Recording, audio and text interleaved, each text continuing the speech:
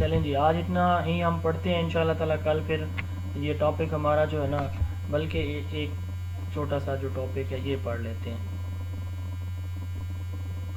Phases of teaching, یہ پڑھ لیتے ہیں. یہ آسان ٹاپک ہے، تو باقی انشاءاللہ تعالیٰ پھر کل پڑھیں گے، اور اگلا بھی پڑھ لیتے ہیں 2. اچھا، فیزز آف ٹیچنگ. ٹیچنگ کے 3 فیزز ہیں. یہ جو ٹاپک ہے نا یہ بڑا سمجھنے والا ہے، تو میں یہ چاہ رہا ہوں کہ ابھی جو ہے نا اس کو ہم ڈسکس نہ کریں، کیونکہ اس میں سے کویسچن لازمی آتا ہے پیپر میں. ٹیچنگ میتھڈولوجی والا، teaching strategy, teaching method, teaching technique, یہ میں نا آپ کو منڈے کو پڑھاؤں گا انشاءاللہ تعالیٰ. اچھا، یہ نوٹ کر لیں سارے لوگ، میں گروپ میں بھی کنوے کر دوں گا کہ اب کل اور پرسوں آپ لوگوں کا آف ہوگا، اور جتنا آپ نے پڑھا ہے نا فرسٹ 5 لیکچرز، تو ان کا منڈے کو ٹیسٹ ہوگا انشاءاللہ. جتنا کچھ آج تک ہم پڑھیں گے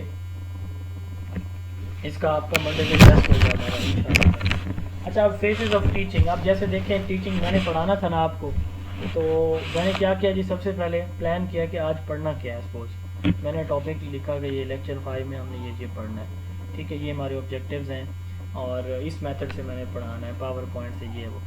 اب پڑھانے سے پہلے جو کچھ میں کرتا ہوں، یعنی کلاس میں آنے سے پہلے ایک ٹیچر اس کو لے آؤٹ بناتا ہے، یعنی پلان کرتا ہے، اس میں ایگزامپلز ایڈ کرتا ہے، اس کے آبجیکٹیوز دیکھتا ہے، اس کے لیے کوئی ایڈز وہ ارینج کرتا ہے. تو وہ سب کچھ جو پڑھانے سے پہلے ٹیچر کرتا ہے وہ پری ایکٹیو فیز کہلاتا ہے. اور یہ جو ہے وہ ٹیچنگ کے 3 فیزز میں سب سے پہلا فیز ہوتا ہے. It is the phase of planning for the teaching. یہ ٹیچنگ کا پلاننگ فیز ہے. اس میں ٹیچر گول یا آبجیکٹیوز دیکھتا ہے، پھر ان آبجیکٹیوز کے اچیومنٹ کے لیے وہ مختلف جو ہے وہ ویز دیکھتا ہے، ڈسکور کرتا ہے کہ کس طرح سے وہ ان آبجیکٹیوز کو اچیو کرے گا، یعنی وہی پلاننگ کرتا ہے، ٹھیک ہے. اپنی اسٹریٹجیز جو ہے وہ ڈیولپ کرتا ہے کہ اسی اسٹریٹجیز اس نے پڑھانا ہے. پھر اب وہ کلاس میں انٹر ہو جاتا ہے. تو کلاس میں انٹر ہونے سے کلاس آخری ورڈ پڑھانے تک جو کچھ وہ کرتا ہے دیٹ از انٹریکٹیو فیز. تو اس میں بیسیکلی جو ٹیچنگ ہوتی ہے وہ اس فیز میں آ کے ہوتی ہے، انٹریکٹیو فیز میں. پہلے میں پلاننگ ہوتی ہے، دوسرے میں سینٹرل میں انٹریکٹیو میں ٹیچنگ ہوتی ہے.